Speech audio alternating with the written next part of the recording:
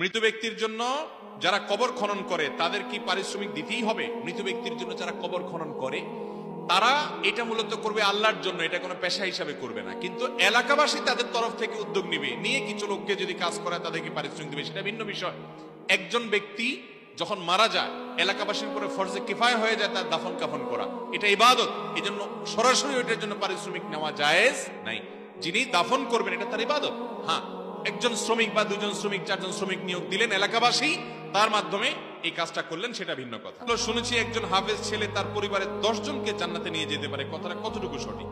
এ সম্পর্কে তিরমিজিতে একটি বর্ণনা আছে, কিন্তু সেই বর্ণনাটি মুহাদ্দিসদের মূল্যায়ন অনুযায়ী দুর্বল সূত্রে বর্ণিত, বিশুদ্ধ সূত্রে বর্ণিত নয়। তবে এটা ঠিক যে নেককার মুত্তাকি পরেজগাররা কিয়ামতের ময়দানে আল্লাহর অনুমতি সাপেক্ষে অনেকের জন্য সুপারিশ করে জান্নাতের জন্য তারা নিয়ে যাবে। হাফেজে কোরআন যারা আমল করবে এরাও সুপারিশের সুযোগ পাবে ইনশাআল্লাহ। তবে 10 জন নির্দিষ্ট করে পরিবার থেকে নিবে, এই মর্মে যে হাদিস আছে সেটিকে মুহাদ্দিসদের অনেকেই দায়ীফ বলেছেন, তিরমিজিতে বর্ণিত, বিশুদ্ধ সূত্রে নয়।